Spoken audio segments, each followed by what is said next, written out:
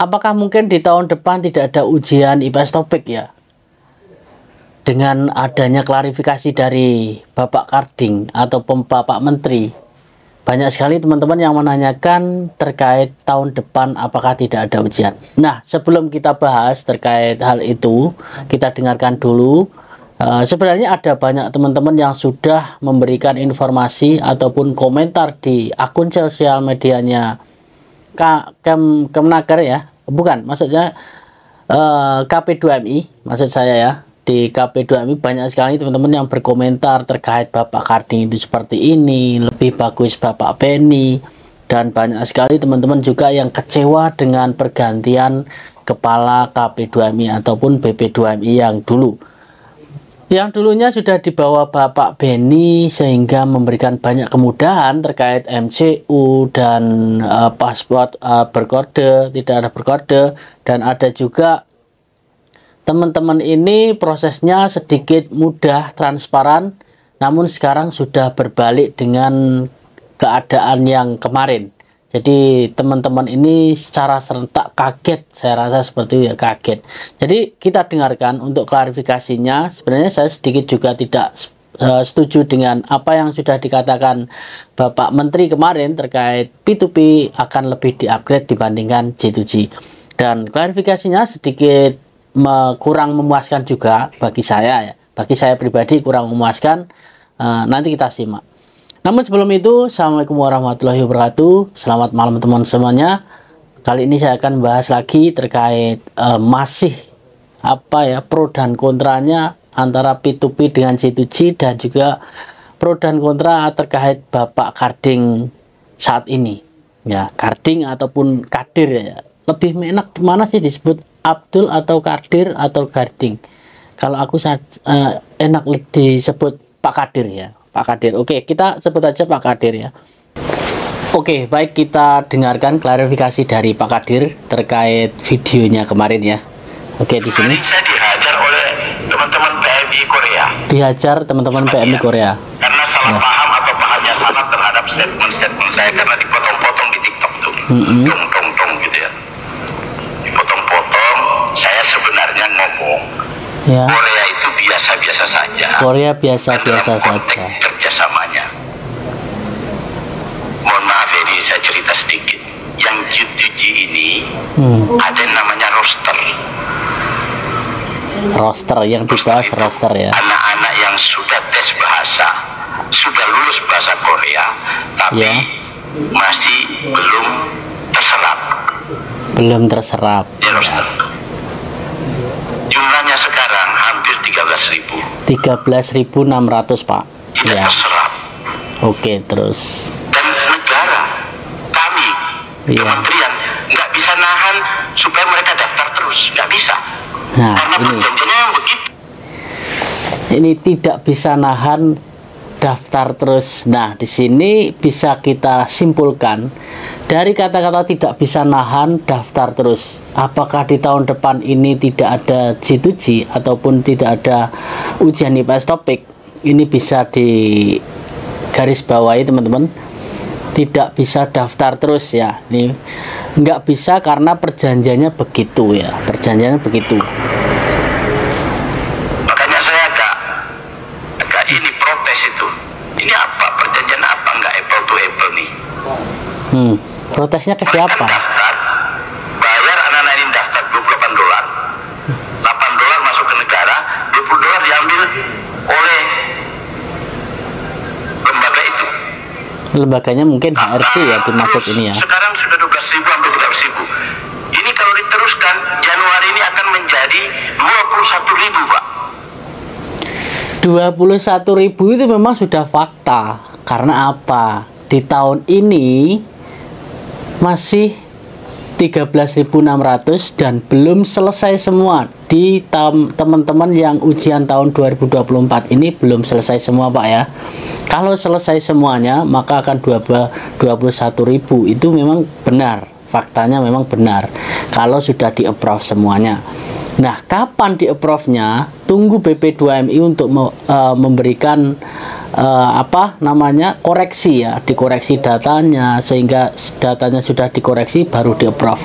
Nah, kenapa lama sekali? Ini loh Pak yang perlu Bapak jadikan PR itu, teman-teman ketika sending harus segera cepat di approve. Nah, seperti itu, jadi lebih tahu teman-teman prosesnya itu lebih cepat untuk segera di approve masuk ke roster. Nah, meskipun rosternya banyak, ya sebenarnya sih kalau rosternya banyak harus wajib peluangnya masuk ke Korea itu juga diperbanyak lagi, melobi ya seharusnya Bapak ini tugasnya melobi ke Korea supaya lebih banyak lagi diambil ataupun mengambil teman-teman yang berada di Indonesia, jangan hanya Nepal, Filipina, karena Nepal juga banyak sekali kuotanya. Tapi teman-teman, SLC di Thailand juga kecil, saya lihat di grup-grup Thailand, dan ada juga grup di Vietnam juga kecil, saya lihat kemarin. Mas, grupnya di mana? Lihat aja di Facebook, grup IPS Topik Thailand ya, atau IPS Topik Vietnam, itu bisa kelihatan nanti. Kita lanjut lagi. Ekonomi Korea lagi slow down. Ekonomi Korea slow down. Politiknya juga lagi begitu. Iya, ini kalau ini benar. Nah, kalau ini kita tambah terus, nggak ada penyerapan sampai 50.000, tiba-tiba 50.000 ini demo ke istana, apa yang terjadi? 50.000 roster ya. Ya, ini yang dibikin Pak Karding ini nanti takutnya sampai 50.000 roster. Saya rasa kalau 50.000 nggak mungkin Pak, karena di tahun depan jika sudah di-approve semuanya, kemungkinan besar 21.000 sampai 22 saja. Itu pun kalau teman-teman belum berangkat, tapi kalau sudah banyak yang berangkat, kemungkinan besar bisa turun ke 20.000 atau 19.000 jika semuanya sudah daftar masuk daftar roster. Jadi ini klarifikasi dari Pak Karding untuk membela diri ya kemarin. Masalah politik itu yang saya sebenarnya ingin saya pikir gimana caranya ini saya urai ya, supaya anak-anak ini yang sudah bayar, yang sudah bekerja keras, ikut tes, bisa keterima di Korea ini. Gimana caranya? Nah, ini kita pegang kata-kata Pak Kadir ya. Kita pegang, dia mau memberikan peluang. Kita putar lagi sebentar. Mau urai. Anak-anak ini yang sudah bayar, yang sudah bekerja keras, ikut tes, bisa diterima di Korea bagaimana cara? Nah, harus negosiasi. Nah, ini kita pegang. Nggak ditahan ini, berat Pak. Baik, di sini bisa kita simpulkan teman-teman, kalau nggak ditahan berat, ini bahaya. Jadi di tahun depan ini kemungkinan besar kalau ada itu kuotanya kecil ya, kalau ada, tapi kalau ditiadakan kasihan juga teman-teman, tapi mempermudah teman-teman yang sudah lulus. Nah, kita berdoa aja mudah-mudahan ada jalan yang terbaik buat teman-teman semuanya, baik yang berada di roster, baik teman-teman yang sudah ikut LPK atau belajar bahasa dan ingin ikut ujian. Apa yang akan dilaksanakan ataupun apa yang akan diberikan keputusan oleh Pak Kadir nanti, kita lihat aja di bulan Januari dan Februari apakah ada pendaftaran atau tidak. Kita tunggu di Januari dan Februari. Itu yang saya ngomong, tapi disalahpahami di medsos. Nah, salahpahami di medsos. Oke, disalahpahami di medsos ya. Ada juga nih Pak yang Bapak katakan P2P G2G tidak terlalu menarget. Ya, mungkin di maksud dari Pak Kadir kemarin ya sudah dijelaskan di sini bahwa tidak menarget karena rosternya menumpuk seperti itu, jadi mungkin akan di stop dulu untuk G2G-nya. Kalau saya rasa ini masih belum fix ya, menurut saya pribadi masih belum fix, belum deal di stop atau tidak. Kita tunggu aja di bulan Januari sampai Februari. Teman-teman yang masih belajar jangan down, jangan putus asa, tetap belajar, karena ilmu Anda ataupun ilmu teman-teman untuk mempelajari bahasa Korea itu tidak hanya sebentar, harus banyak waktu supaya lebih memahami dan mendapatkan nilai besar saat ujian IPS Topik yang sesungguhnya. Jadi itu sudah ada klarifikasi ya. Menurut saya klarifikasinya ini sedikit memberatkan bagi saya. Memberatkan bagaimana? harusnya melobi lebih banyak lagi, jangan menutup ujian dulu ya, jangan menutup, adakan ujian tapi jangan, maksudnya kuotanya, kalau minta terlalu banyak kuota, ini juga dampak buruknya kepada roster juga teman-teman. Jadi ini serba salah ya, serba salah kalau ditambah kuotanya, nanti rosternya semakin banyak, tapi melobi lowongan kerja nggak bisa ya.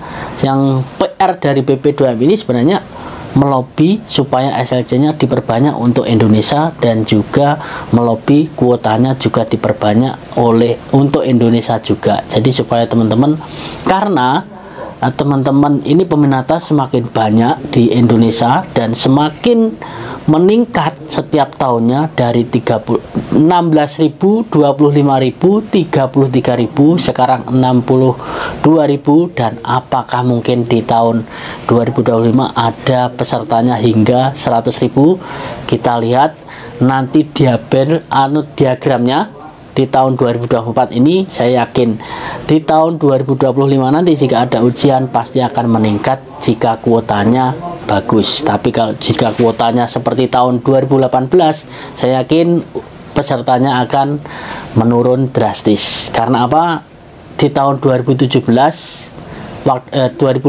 waktu itu pesertanya yang daftar banyak tapi yang datang akhirnya cuma sedikit ya, itu ya, karena kuotanya 700 dan akhirnya diloloskan 1.300. Nah, jadi teman-teman kita tunggu aja, mudah-mudahan Bapak Kadir ini, apa yang dikatakan Bapak Kadir, janjinya Pak Kadir juga bisa dipegang supaya bisa lebih melobi dan negosiasi ke Korea supaya kita semuanya bisa bekerja di Korea yang sudah lulus ujian IPS TOPIK.